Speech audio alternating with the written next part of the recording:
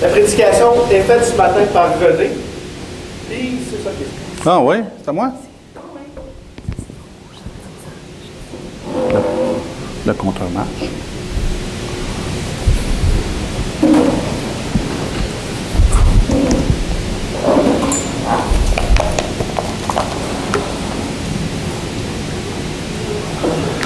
Je vais laisser une chance à Janice de s'installer.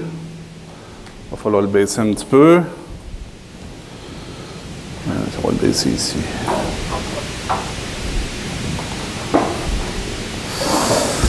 Alors, bon matin. Vous m'entendez bien? Oui ou non? Oui? OK. Aujourd'hui, le message, c'est un peu la suite de ce que notre frère Mathieu nous a apporté la semaine passée. On va parler sur le mariage. Et le titre du message, c'est quoi l'idée? Ça va? Là, il y a beaucoup de PowerPoint, il y a beaucoup de slides, fait que ça va aller assez rapidement. Fait que, puis Janice a eu la gentillesse de tout le traduire. Fait que merci Janice. Alors, on va voir aujourd'hui, c'est quoi l'idée de Dieu pour le mariage. Fait que le message a été préparé, a été construit avec l'introduction qu'on va voir. Premièrement, on va voir l'introduction. Ensuite, le premier point, Dieu a conçu le mariage pour rencontrer les besoins essentiels des humains pour une amitié intime. Puis on va avoir deux sous-points de ce premier point, qui est le point A, c'est que Dieu a conçu le mariage. Et B, Dieu a conçu le mariage pour rencontrer notre besoin essentiel d'une amitié intime. Le point 2 qu'on va voir, c'est que Dieu a conçu le mariage comme une illustration de notre relation avec lui. Et on va terminer avec la conclusion. Commençons avec l'introduction. Avez-vous déjà acheté un article qui avait un assemblage requis? Sûrement que vous en avez déjà acheté, soit chez IKEA ou peu importe. Et combien d'entre vous, avant de tout assembler le tout, ont lu les instructions? Combien d'entre vous ont lu les instructions? Au complet? Oui, moi aussi. D'habitude, moi, je les lis. D'habitude, je les lis. Mais... On commence par le voir, c'est ça. Ouais. Ouais, la plupart du temps, c'est comme ça. Puis on se dit, regarde, les instructions, moi, j'en ai pas besoin, je suis capable. Hein? C'est ce qu'on dit. Mais pour le mariage, c'est un peu la même chose. Beaucoup d'assemblage est requis pour le mariage. C'est le travail de toute une vie d'assembler et de mettre en place toutes les parties d'une vie de couple. Trop souvent, plusieurs d'entre nous tentons de notre mieux d'assembler sans consulter le manuel d'instruction. On se dit, je suis capable. Puis par nos propres forces, on risque d'avoir des problèmes. On devrait lire et relire le manuel d'instruction qui est la Bible. La plupart de nos conflits dans le couple sont reliés à une négligence de lire et d'obéir aux instructions de Dieu. Tournez, s'il vous plaît, dans le livre de Genèse. Au chapitre 2, on va lire exactement les mêmes versets que Matthieu a lu la semaine passée. Si vous préférez, le texte, on l'a aussi sur le PowerPoint, mais j'aimerais quand même que vous ayez votre Bible. Genèse 2, 18 à 25. Ça va? L'Éternel Dieu dit, « Il n'est pas bon que l'homme soit seul. Je lui ferai une aide semblable à lui. » L'Éternel Dieu forma de la terre tous les animaux des champs et tous les oiseaux du ciel, et il les Et il les fit venir vers l'homme pour voir comment il les appellerait, et afin que tout être vivant portât le nom que lui donnerait l'homme. Verset 20. Et l'homme donna des noms à tout le bétail, aux oiseaux du ciel et à tous les animaux des champs, mais pour l'homme, il ne trouva point d'aide semblable à lui. Alors l'Éternel Dieu fit tomber un profond sommeil sur l'homme qui s'endormit. Il prit une de ses côtes et referma la chair à sa place. Verset 22.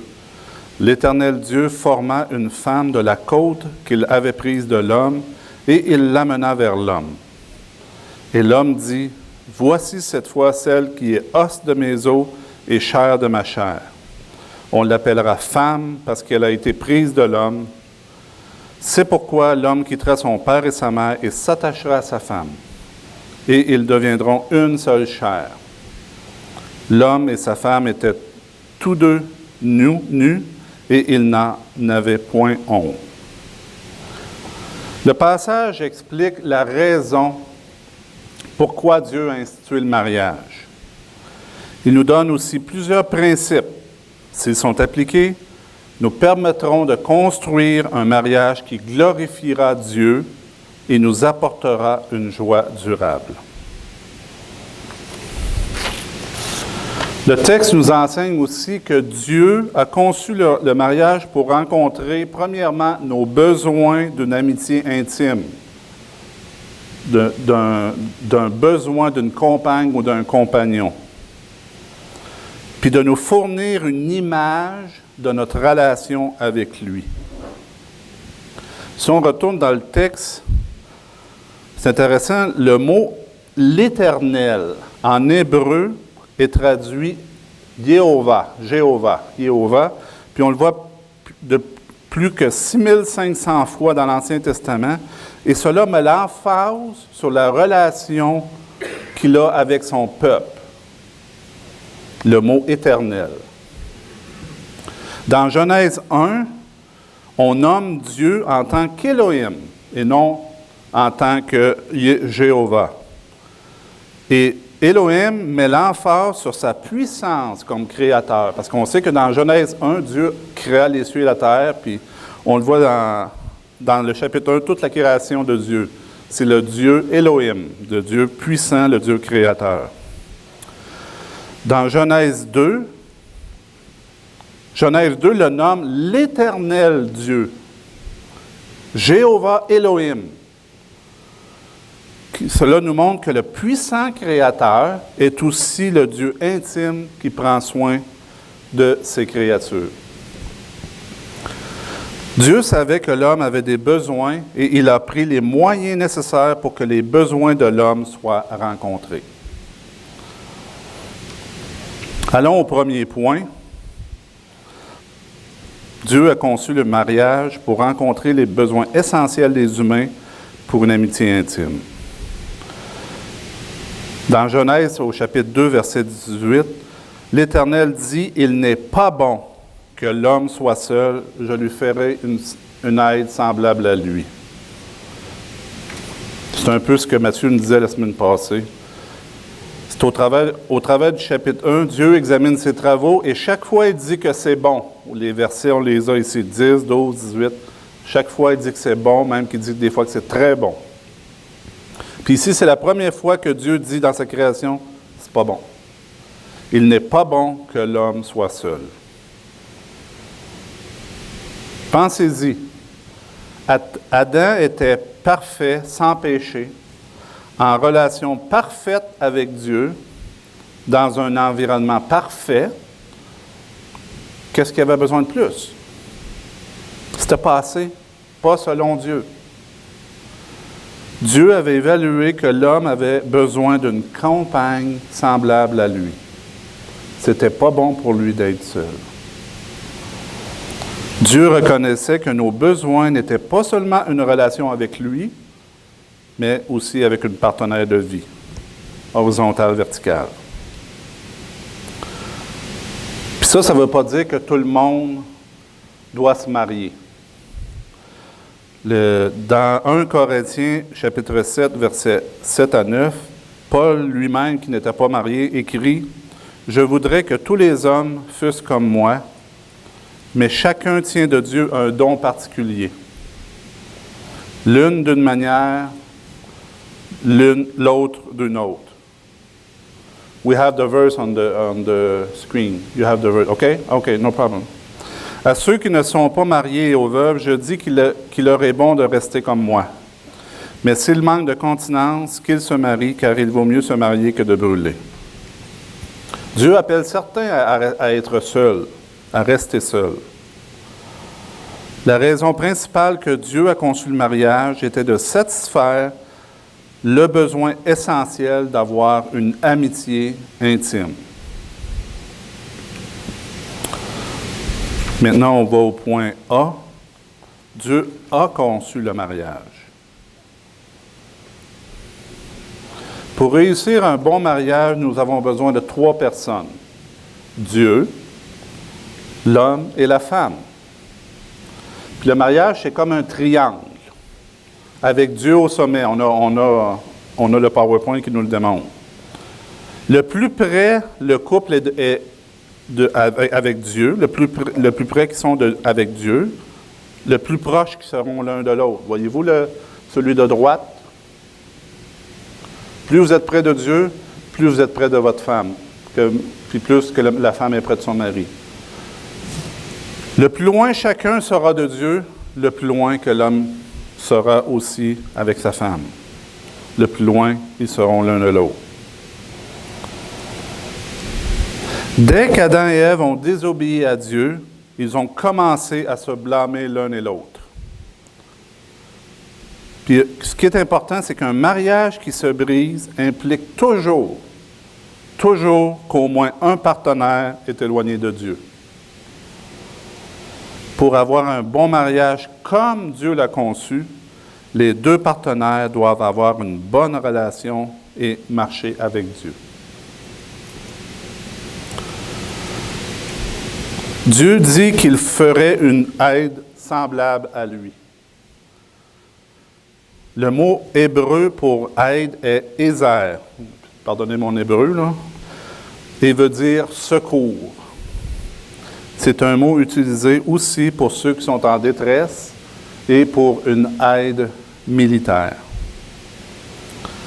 Le mari a besoin de et dépend sur l'aide et le soutien de sa femme. Et n'oublions pas que l'homme n'a pas été créé pour la femme, mais la femme a été créée pour l'homme. Ce qui nous amène à 1 Corinthiens 11, 9, qui dit que « Et l'homme n'a pas été créé à cause de la femme, mais la femme a été créée à cause de l'homme. » Puis ça ne veut absolument pas dire que l'homme est supérieur à la femme. Ce n'est pas ce que le verset dit ici. Dieu a fait la femme pour être l'aide de son mari. La femme est la partie manquante du puzzle. Et l'homme était incomplet sans sa femme. 1 Corinthiens 11, 11 dit « Toutefois, dans le Seigneur, la femme n'est point sans l'homme, ni l'homme sans la femme. Les 2 sont égaux et ils ont des rôles différents. » Dieu a créé Adam de la poussière. On le voit au verset 7 de Genèse 2. Pourquoi il n'a pas fait la même chose avec Ève? C'est intéressant. Comme question. Pourquoi a-t-il créé la femme à partir de la côte d'Adam? Peut-être pour montrer à Adam que Ève est une partie de lui, égale à lui, puis elle n'est pas une créature de moindre importance. Éphésiens 5, 28 à 29, il est écrit « C'est ainsi que les maris doivent aimer leurs femmes comme leur propre corps. Celui qui aime sa femme s'aime lui-même, car jamais personne n'a haï sa propre chair, mais il la nourrit et en prend soin, comme Christ le fait pour l'Église. L'homme doit chérir sa femme comme lui-même. » Pourquoi Dieu n'a pas créé Ève en même temps qu'Adam? Avant que Dieu ait créé Ève, il donna à Adam la tâche de nommer les animaux. On voit ça dans Genèse 2, 19, 20. Puis en nommant tous les animaux, on peut supposer qu'Adam a découvert que chaque espèce avait un mâle et une femelle. Les zèbres, les singes, les loups, les ours, etc. Mais au verset 20, à la fin du verset 20, il a probablement pensé, bien, où la mienne? Il a vu les animaux qui avaient des mâles et des femelles, puis là, il a dit, bien, la mienne est où? Probablement qu'il s'est dit ça. Dieu a créé Adam en premier pour qu'il puisse ressentir le besoin d'une femme. Les animaux auraient pu être de la bonne compagnie, mais cela n'aurait pas satisfait son besoin d'une compagne à ses côtés.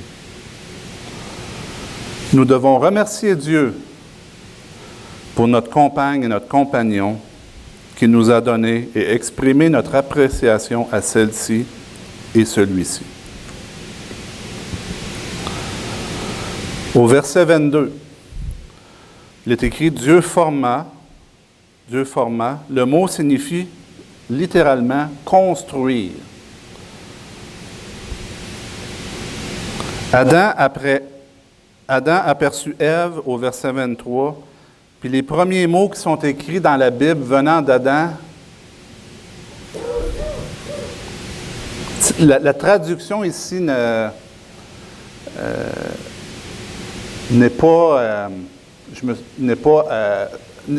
démontre pas vraiment ce que vraiment Adam a expérimenté. C'est plus dans le sens « enfin! Yes! » C'est plus dans ce sens-là qu'Adam s'est exprimé lorsqu'il a vu Ève. On va aller au point B maintenant. Dieu a conçu le mariage pour rencontrer notre besoin essentiel d'une amitié intime. Le mariage devrait être une relation primordiale, permanente, exclusive et intime. Le premier point par rapport à ça, c'est l'amitié intime requiert que le mariage soit une relation primordiale. Puis primordiale égale d'une grande importance, prioritaire. Dieu n'a pas créé un père ou une mère pour Adam, mais il a créé une femme. C'est pourquoi l'homme quittera son père et sa mère et s'attachera à sa femme et ils deviendront une seule chair. La relation entre les époux dans le mariage est primordiale, non pas la relation parent-enfant. La relation parent-enfant n'est plus la même lorsque l'on se marie. Le cordon doit être coupé. Ça ne veut pas dire de couper toute relation avec nos parents. Cela veut dire que la personne doit se détacher de la dépendance qu'il avait avec ses parents. Les parents devraient éduquer leurs enfants avec la perspective qu'un jour, ils devront quitter le foyer paternel. Le danger aussi est que si les couples construisent leur mariage autour de leurs enfants ou leur travail, ils risquent de gros problèmes plus tard. Et cela n'aide pas les enfants non plus. La meilleure manière d'être un bon parent pour vos enfants est d'être un bon mari pour leur mère et une bonne femme pour leur père. Le mariage doit être primordial. L'amitié intime requiert que le mariage soit une relation permanente. Ceci est le résultat du fait que le mariage soit la relation primordiale. Vos enfants sont avec vous pour que quelques années. Votre partenaire est avec vous toute une vie. Dans le texte, lorsqu'il parle de s'attacher, l'homme s'attachera à sa femme, le mot attacher ici veut dire s'accrocher, adhérer. C'est quand tu te maries, tu es comme j'ai marqué crazy glue, je ne sais pas si le monde se souvient de la crazy glue, là. C'est collé ensemble, c'est la crazy glue. Dans Matthieu 19, 6, regardez ce que Jésus dit. « Ainsi, ils ne sont plus deux, mais ils sont une seule chair, collés ensemble. Que l'homme donc ne sépare pas ce que Dieu a joint. La relation dans le mariage doit être construite premièrement sur un engagement et non sur des sentiments d'amour romantique. Oui, l'amour romantique est important, mais la fondation, la base du mariage est un engagement de la volonté. C'est aussi un engagement devant Dieu. L'engagement est ce qui tient le couple ensemble lorsque les difficultés arrivent. Le troisième point, l'amitié intime requiert que le mariage soit une relation exclusive et s'attachera à sa femme. C'est exclusif. Le texte ne dit pas à ses femmes. La monogamie est le concept de Dieu, un homme, une femme pour la vie. Bien que Dieu ait toléré la polygamie dans l'Ancien Testament, ce n'était pas son idée originale. Un homme et une femme pour la vie, c'était le plan de Dieu. Cela veut dire aussi que là, lorsque vous êtes marié, votre femme devient votre première priorité. Les amis, les activités, le travail et même les enfants passent en deuxième. Point 4. L'amitié intime requiert que le mariage soit une relation intime. Ils deviendront une seule chair. Une seule chair souligne l'union sexuelle. L'harmonie sexuelle doit être bâtie sur la fondation d'une relation primordiale, permanente, exclusive, qui grandit en confiance, franchise et unité. Dieu a conçu le mariage pour nous fournir une illustration de notre relation avec lui. Paul écrit dans Éphésiens 5,32, « Ce mystère est grand. Je dis cela par rapport à Christ et à l'Église. » Le mariage est une image de la relation spirituelle qui existe entre Christ, l'époux, et l'Église, son épouse. Très important. Mari et femme ne font qu'une chair, nous sommes un seul esprit avec Dieu. 1 Corinthiens 6, 17 nous en parle. Mais celui qui s'attache au Seigneur est avec lui un seul esprit. Comme l'Église se soumet à Christ, la femme se soumet à son mari. Comme Christ aime l'Église, l'homme doit aimer sa femme. Comme dans l'union du mariage résulte en ayant des enfants, de même dans l'union avec Dieu et l'Église résulte en plusieurs nouveaux croyants. Tout cela pour la gloire de Dieu. Quelqu'un a décrit le mariage comme étant Dieu qui fait avec un homme et une femme ce qu'il veut faire avec le monde entier. C'est intéressant. C'est pourquoi il est tellement important pour vous de travailler à développer une relation qui honore Dieu avec votre partenaire. Vous travaillez sur un portrait de Christ et de l'Église et le monde vous regarde. La gloire de Dieu est en jeu. Comme conclusion, je vous laisse avec quelques citations. Si vous êtes célibataire et désirez le rester, la parole de Dieu pour vous est « Utilisez votre état de célibat pour vous attacher au Seigneur sans distraction. » 1 Corinthiens 7, 35 nous en parle.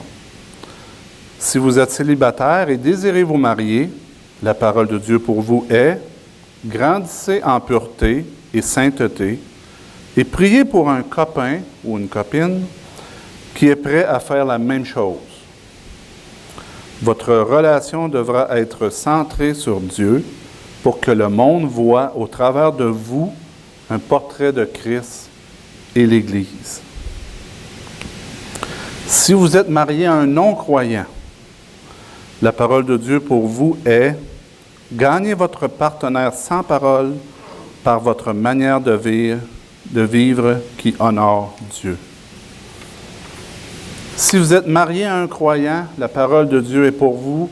La parole de Dieu pour vous est: est-ce que vous approfondissez votre amitié intime avec votre époux, avec votre épouse? Le plus important, est-ce que votre mariage progresse dans la façon qu'il reflète Christ et l'Église à un monde égoïste, perdu et à la recherche du plaisir? Est-ce que votre mariage progresse dans la façon qu'il reflète Christ et l'Église? Une citation de Gary Chapman. « Si l'Église veut faire une différence dans la culture contemporaine, il n'y a pas de meilleur endroit pour commencer qu'en appelant l'Église à redécouvrir le mandat biblique du mariage-alliance.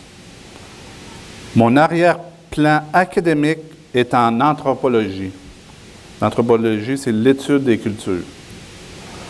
Aucune culture n'a survécu à l'éclatement du mariage et de la famille. La culture occidentale ne fera pas d'exception. Si les tendances des 20 dernières années continuent, la culture occidentale s'auto-détruira. Dans la vie chrétienne, nous voulons de plus en plus ressembler au Seigneur. C'est ce qu'on appelle la sanctification progressive. Éphésiens 5, versets 1 et 2. « Devenez donc des imitateurs de Dieu, comme des enfants bien-aimés, et marchez dans l'amour à l'exemple de Christ, qui nous a aimés et qui s'est livré lui-même à Dieu pour nous comme une offrande et un sacrifice de bonne odeur. » Soyons des imitateurs de Dieu. Personne ici peut dire que son mariage ne mérite pas de progresser. Nous devrions toujours mettre tous les efforts possibles pour améliorer notre mariage. Nous ne pouvons pas nous contenter d'être sur le cruise. Vous savez, c'est quoi, c'est être sur le cruise? On maintient toujours la même vitesse.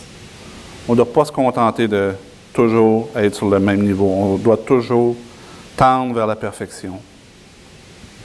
Les gars, moi je vous parle dans le blanc des yeux. Je vous mets au défi de demander à votre épouse si elle croit qu'il y a place à amélioration dans votre mariage. Wrong answer, Denis. Si la réponse est oui, regardez ce qu'Éphésiens 5, 25 nous dit. Marie, aimez vos femmes comme Christ a aimé l'Église. Est-ce que le mot « comme » est en... Le « comme », là, j'aurais aimé ça qu'il soit gros de même. Là. Aimez vos femmes comme Christ a aimé l'Église et s'est livré lui-même pour elle. Est-ce que vous croyez que Christ a beaucoup aimé l'Église, les gars? Puis, Dieu nous demande d'aimer nos femmes comme ça. Certains, et même beaucoup d'hommes, aimeraient mieux mourir que d'accepter de travailler sur leur mariage. Je suis de même, moi. J'étais comme ça. Mais comme leader, serviteur, notre rôle est de tout faire pour rendre notre épouse heureuse et épanouie.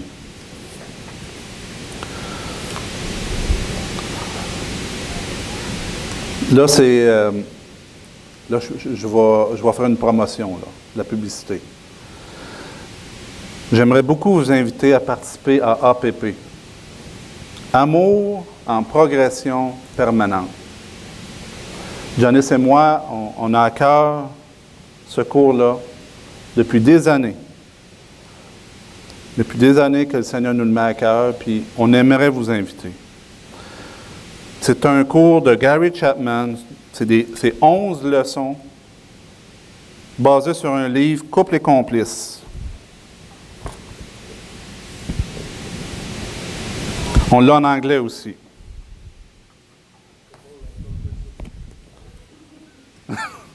OK? Couple et complices. On est prêt à commencer des cours. On serait prêt à commencer des cours le 13 avril en après-midi. Ça, c'est à chaque dimanche, à tous les 2 semaines. On l'a ici en arrière, là, sur l'écran. Puis un service de gardiennage serait fourni pour ceux qui ont des enfants.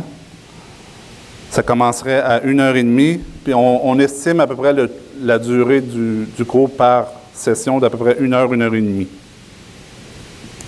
C'est un peu semblable à ce qu'on fait le mercredi soir avec le groupe Croissance. On lit des chapitres, puis on en discute pendant la réunion. Il y a des questions, tout ça. C'est quand même assez léger, là. Mais je vous dis, là, ça a transformé mon mariage. Right? Puis je vous encourage fortement. Fortement. Puis jeunes et moins jeunes, hein? Jeunes et moins jeunes. Puis inquiétez-vous pas, vous n'aurez pas à partager tous les secrets. L'idée, c'est plutôt de s'encourager à progresser. C'est vraiment l'idée. Puis on a des feuillets qu'on aimerait vous laisser.